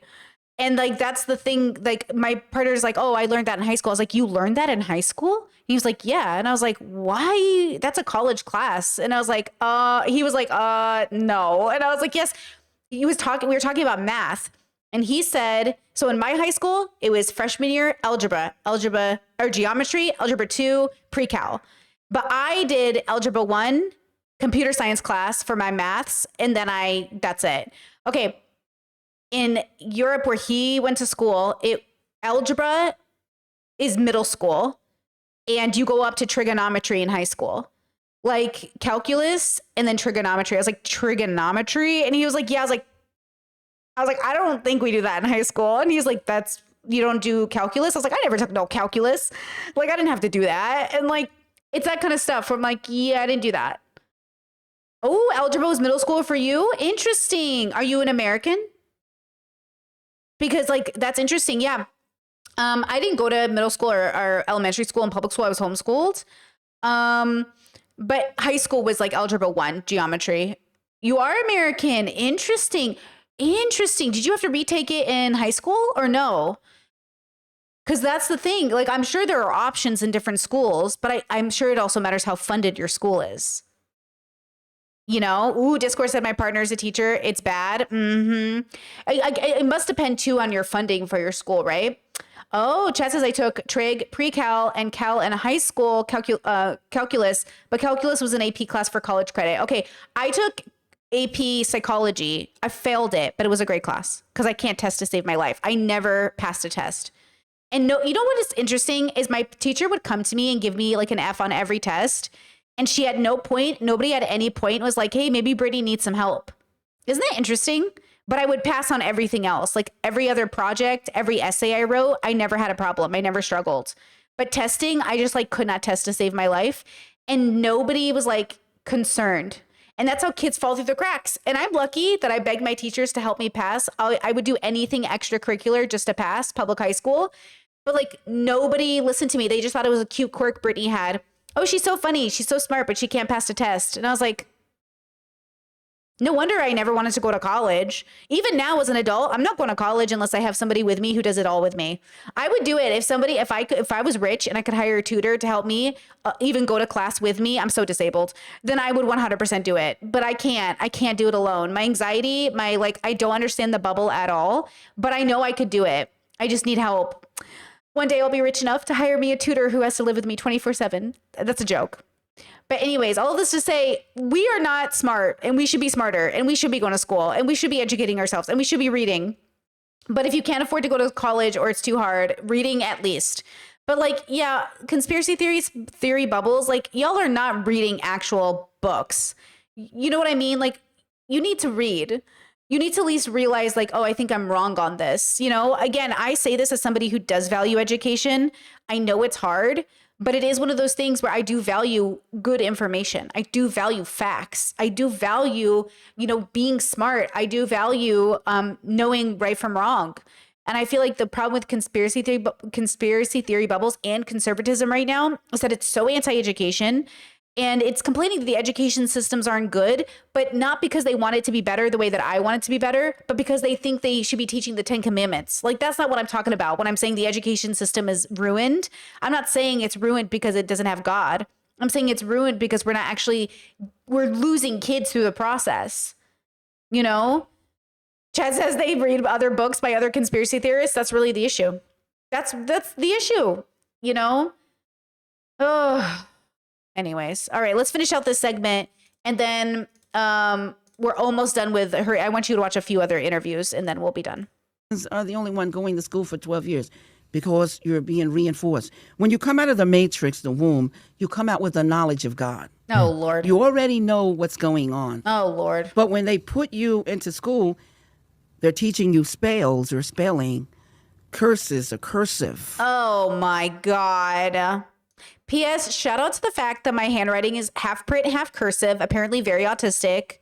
And my partner was reading my old journals the other day, and they were like, oh my God, I can't even read them. I was like, you'll get it. And then he was like, what's this word? I was like, that's a great question. And then I would look at my own journal and I would sit there, but we deciphered it like hieroglyphics. We got there. We eventually deciphered it, but it was like, what did I write? Anyways, okay. My friend though, oh, my bestie has the most beautiful cursive you've ever seen. This girl's cursive is so beautiful. She should make a living doing it for people on postcards or something. She is the most beautiful, legible cursive I've ever seen in my life. You know? Oh my God. I should get back into cursive, honestly. That's witchcraft. Oh, brother. If I let you into a math class, you're going to be a co-creator with God. Because what happens? The architect creates with math. What is he doing? He's building the bridge. He's building the buildings. And what is the engineer doing? He's creating with math. What is he doing? He's creating the cars that he's drawn the blueprint on the assembly line. That's mind-boggling, isn't it? Yeah. Because if you know math, hey, I just created this chair. I just created this table, this right here. I created it with math. I didn't create it with spells or spelling. I didn't create it with curses or cursive. Do you see what I'm talking about? Everything can be explained with math, you're saying? Everything is math. The universal language is math. Look at your address. Look at your license plates. Look at your driving license. Look at your social security number. They're math, aren't they? No. Look at how many miles you drive. Did you just say no? Look at the time. Wait. Security number. They're math, aren't they? No. Look at how many Did he say no? miles you drive. Look at the timing before you have a wreck. It's all math. Why do a lot of people have wrecks? They're bad at math. Oh, girl. How long is it going to take me to parallel park this car? That's math. What are we using? Quantum physics over at NASA to build space shuttles. What are we using? Ancient sacred geometry, calculus, because calculus is calculating. I have to calculate how long is it going to have. Guys, never mind. I just said I didn't take calculus in high school, but actually I'm so good at calculus. I'm calculating that you're going to like the stream right now. And as I calculate that you're going to like the stream, I'm also calculating that you guys might be members on this all members stream. And I believe that makes me a proficient in calculus, as she is stating. So the girl, you know what? Let her cook. Let her cook. Had me to stop at that stop sign. Do you see what I'm talking about? You think in terms of math, but no one is telling you you're operating on math because we have a rule. Now, the question is she crazy or does she just actually believe what she's saying? That's the question. Because, and this is the same question I ask anytime I'm reviewing somebody. Hi, are you out of your mind and you're actually like wishing you could get back to reality? Or are you actually just coming to this conclusion? Because I ask this because humans are, a product of so many things. But that's the thing. Like, you know how, when we talk about underprivileged communities and we talk about them just needing the right tools and they would be fine, but the system doesn't give them the tools and people don't give them the tools. If I gave her the right tools, would she be better? Or no? Even with all the tools, access to education, she would still be like, no, this is what I believe. That medicine can't actually help her. Is she lost? Because that's how a lot of Republicans feel about homeless people, unhoused people, that like they're lost. They're not worth investing in. But I think if we had the funds and the capabilities of investing in a lot of those people and sobering them up and getting them hospital visits and getting them healthcare, that a lot of them would actually be fine. But you know what I mean? Like, that's the thing, is like, how many of them won't be fine no matter how much intervention we give them, or how many of them can't consent to even being fine in the first place? I really I wonder about these things. And that's why like people do get exhausted at this idea of being a village. Cause like, what if she's in your village? Now, I think she even being in our village deserves healthcare and housing and all that other stuff. But nobody wants to go out of their way for a lot of people like this. Nobody wants to like ruin their day. I remember I talked to a Black woman about this, and she had this idea of an ideal neighborhood. And she said, look, an ideal neighborhood is being friends with your neighbors, knowing who's a doctor, knowing who's a nurse, knowing who you can call if you're having an emergency at home, and saying like, oh, this neighbor I know is a lawyer, I can hire them, or this neighbor's a doctor, I can call them to my house. Yes, and I think that's beautiful that a neighborhood can come together to help each other. I think that's so good. But what happens when somebody in the neighborhood is calling you too much? It's taking you away from your own family, your own goals? What happens when someone in the community is expecting a handout because, quote, you're part of the community? What happens when you have somebody in the community that is taking and not giving? Like, what happens? And that's the fear everybody has. Like, how can I build a good community if there's dangerous people in every community? And that's why we have to figure it out. There is a way to get to a better point.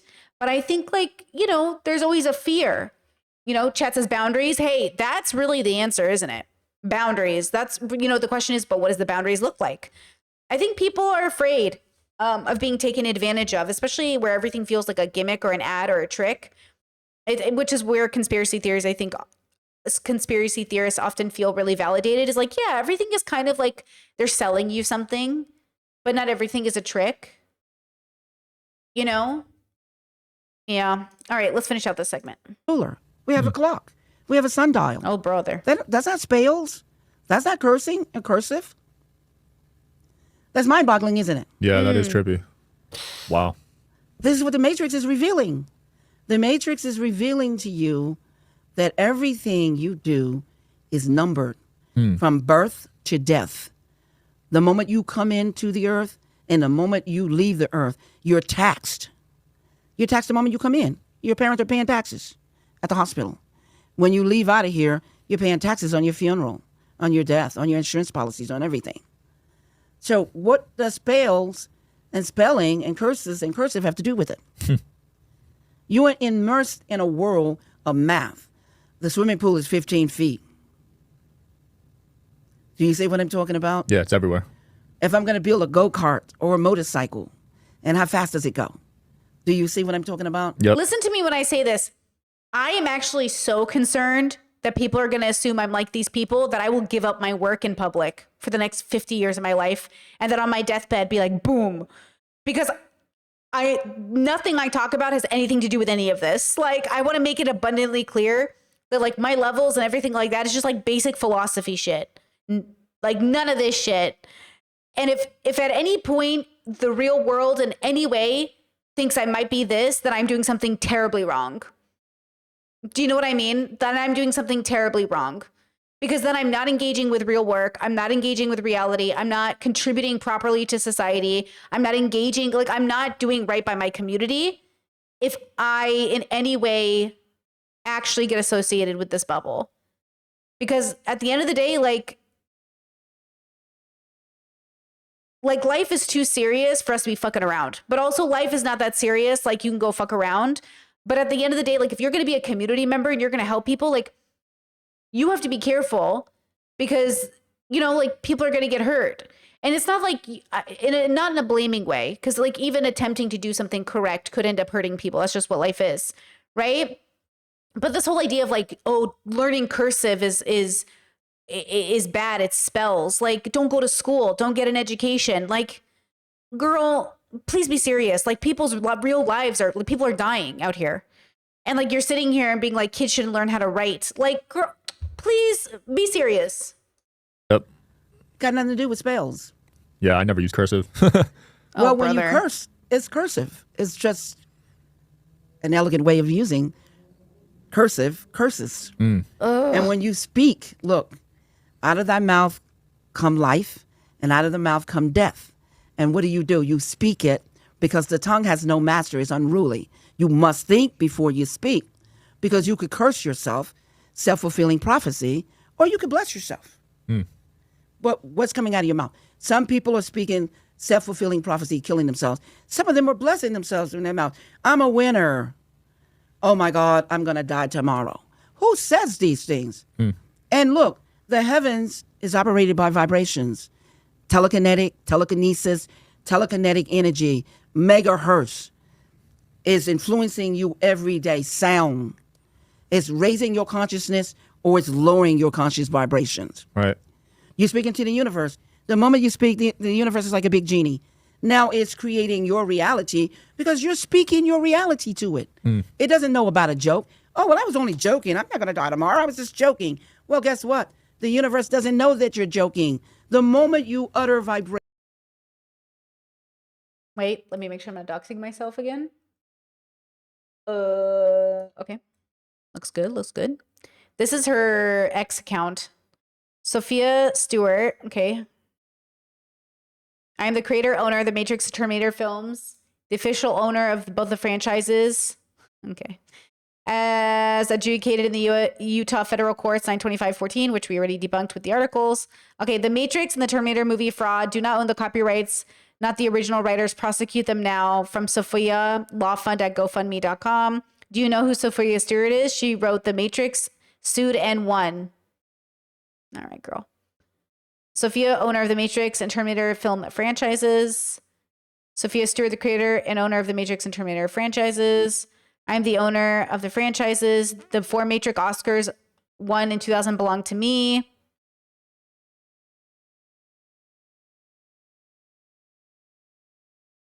What is this? What is this picture? Where is this even from? Hold on. X might have some. Oh, I can't read it because I'm not signed in. God damn it. Go dumb Elon Musk. He's too busy fighting with his man husband right now. Okay. The mother of the Matrix. Third eye. The author of the Matrix talks about the future. I know. Well, I want to tell everybody that the Terminator is the prequels to Matrix. The Terminator's a prequel to Matrix. All right, girl. All right, girl. All right, girl. Vibrations. We are living, vibrating energy. That's all we are, housed in a physical body because we're in a domain that is physical, the earth. Right. We're vibrating. If you could hear yourself vibrate or someone else vibrate, it would scare you. Now, you heard this before. Am I right on that I've or heard not? this. Yeah, manifestation. Right, but you didn't understand what it means. Look, when you're in a submarine, back in the day, the radar was making the noise. Do you remember that? Yeah. And they were gauging objects by noises, pinging. Yep. And the more it pinged, the closer the object would get to the submarine. Do you see what I'm talking Yeah, I about? remember that. Because everything is vibrating. So now let's go to the old wiretapping. When we used to send wires out back in the cowboy days, what did they used to do? And somebody would be writing down the message from the She's talking about Morse code. wire. What are they doing? They're tapping. And the taps are determining, just like Braille, And then she goes into whole reincarnational life cycles. look the same. And guess what? Skipping. Say there used to be an actor back in the 30s, and that's all they knew. Well, guess what? They come back and become an actor again. Wow. And guess what? A phenomenal one, because they have all that experience in their memory chip. Did you hear what I said? They have all of that experience where they used to be lawyers. They still got all the memory chips of it. Where they used to be airplane pilots. Oh, I got shot out of you can hypnotize them. And they'll come back and say, well, I used to be a pilot in this past life and I was in this war and I remember getting killed in the plane. But what do? They come back and they're airplane pilots again. Okay, let's go to the comments. This woman is deep and amazing. I love listening to so much insight from another eye. Prodigy, 100%. Okay, 100. 9 months ago.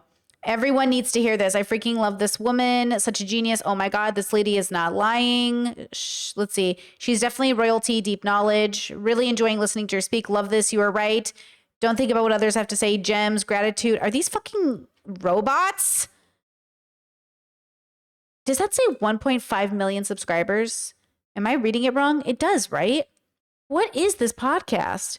Okay, it's the boy podcast. These are all like the shittiest boys in the world. Oh, I do watch his real estate show though, but they all suck. Okay.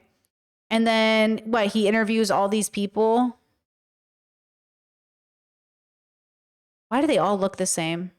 Why do all these podcasts? Oh, here's our boy Justin Waller. That's a joke. He's not our boy.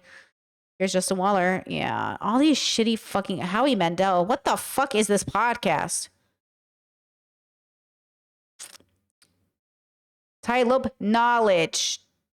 Look, this boy got some knowledge. Jesus fuck, bro. The Stewart name comes from the black nobles of Britain during the Stewart dynasty. Okay, bro, let's go. Just remember that even though we are a creation of God, the work is in his hands, doesn't mean that life is not real. Fun fact, the name Neo means child gifted from the divine being. I did research and you are the author of the Matrix and Terminator. Wow, that's great. That is what she said. Good interview. The amount of nonsense in this comment section regarding the topic in general is absurd. She just recites known info about 2 films. We have no real evidence to confirm she originated The Matrix. Oh, look, somebody actually being rude. It is widely accepted that the screenplay for The Matrix was adapted from her work. Who? Nick Fuentes. Did it say Nick Fuentes and I missed it? That's horrible. Yeah. God, this whole bubble is just so shitty. Okay. Look at this last interview. I want to show you. This is so funny to me. This is 11 years ago. She calls into this show. Salt Lake City.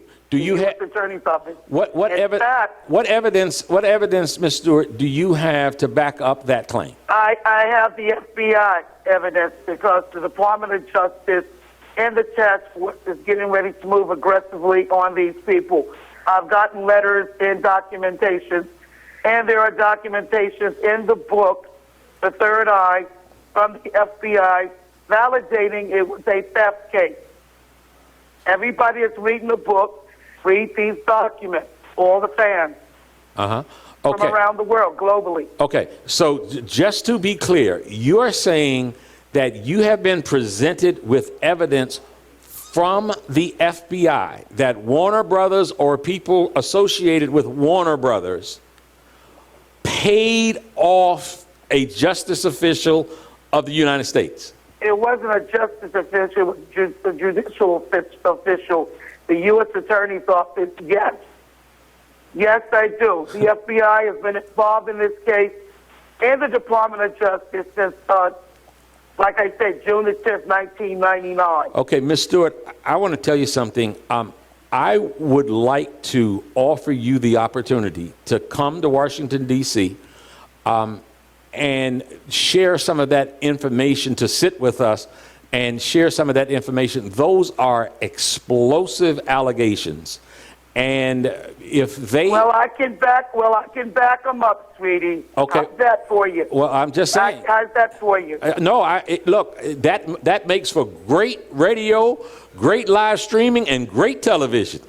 If you can bring information here that'll back up those claims, I'm telling you that I will give you the platform to speak to the world. Our show is seen literally around the world. Anybody that has an internet, that has a computer or a cell phone, can see our show. So that you claim has happened, which is that as a result of, and I think this is one of your assertions, that Warner Brothers and Time Warner are so powerful of a media conglomerate that your story and the real facts have been hidden from the masses of the people.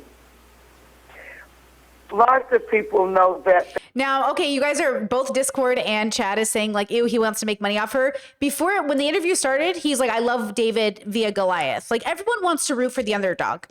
And people do see money in this, but so should she. That's actually one of the reasons it's not true is nobody's making money off of it. And I think like this, I know people are going to say, but people make money off of fake stuff all the time. More money is made in the truth. More money is made in selling people what feels like an expose, right? So like people wanted to back her. People wanted to believe in her story, but there's just no merit to the story. There is actually no win for anyone involved. If anything, this is bad for all of their reputations, making her sound credible because she's lying or she's having a different relationship with reality. So she doesn't even know she's lying. One of those things is happening. But if this was a real story, girl, Chad said it's just the way he said it's great radio and great entertainment. I think, how do I say this? I watched the whole interview. So to be fair, I have the context of how the conversation went, but I think I've said this kind of stuff in interviews where I'm like, hey, it's great radio. If you can bring evidence, bring it to the show as a way of saying, hey, I'm not saying you're wrong. I'm saying it's a win-win for both of us. You know, so he probably doesn't, because at the beginning he sold. But by the end of the interview, he's starting to realize like, oh, I don't know if this is true, but if you would like, you can come on my show and talk about it. I think it's his way of saying, we're both going to win from this. Do you know what I'm saying? He's saying, I will make money off this. We will be famous together. You know what I mean? I think like that's what's interesting about these kinds of shows is they run with stories like this because they're sensational. I'm not saying it's ethical or non-ethical. I'm saying it's radio. I'm saying it's TV. TMZ does this all the time where they're always trying to get big clips. And that's the problem is like, that's how media works because that's why we're watching it. Why are we even watching it right now? Is it unethical for me to even be reviewing it? Should I even be posting this? I'm going to post it because it's interesting and we'll get clicks. But is there a part of it that's actually unethical because we think she might be sick? But then at the same time, she's kind of attacking really innocent people and marginalized communities and dead naming and mispronouncing people. So do we really care? And then at some point, you know what I mean? There's a lot of really good ethical questions to ask ourselves. There are a lot of really good questions to ask about the efficacy of even talking about her. Is it punching down to talk about her? Or is it actually like, hey, don't try to take away this credit from these two people who wrote this really great film, but also like you're trying to do this, like this is dangerous. I think she's dangerous. If I'm going to be honest, I think she's dangerous if we take her seriously. I think she needs compassion if she's sick. Right? Chet says, I feel here we also do stop to talk about her mental health, which is important. And you're right. We do at least consider her mental stability, which is important. You know? Yeah, I agree with that. I think people want to believe her though. I think these two, oops, my screen just shut down. Oh, it's back. I think these two boys that are interviewing her, I think they kind of want to believe her. I think they think it's cool. That's why I think they interview all these men. They're like, oh yeah, I've talked to famous people. They're like, whoa, is it crazy, bro? Have you been to Epstein Island? Is it just crazy? Like they all want, like Tim Dillon and all these people. Whoa. That's why I think people love conspiracy theories too. Is like real life's not enough, you know? So they want to know something crazy's happening. Whoa, 9/11's an inside job. Whoa, like, you know what? Whoa, you know what I'm saying? Chad says, good points. I think you are covering it critically, which is more ethical than the first two videos where the boys uncritically engaged with her. And I love the idea that I'm doing it better, but also I think like, look what's happening with Elon and Trump going back and forth. And Elon's like, he's been in Epstein files and that's why it's not being released. And everyone's like, whoa. And it's just like, yeah, I'm going to wait because it's either two boys fighting. Okay. This is not the girls fighting. I want to see you guys stop saying that. The girls are not fighting. It's the boys. This is not girls' problems. This is not us. We are not doing this. Don't blame it on the girls. The girls and the gays are not doing this. Okay. This is the boys. This is boy on boy crime right now. And we are all the victims of it. Okay. And so like, what does Elon do to get revenge? Trump was on the Epstein files. He's on the Epstein files. Whoa. You know, and everyone's like, whoa, because everyone is dying to know, hey, why does my life suck?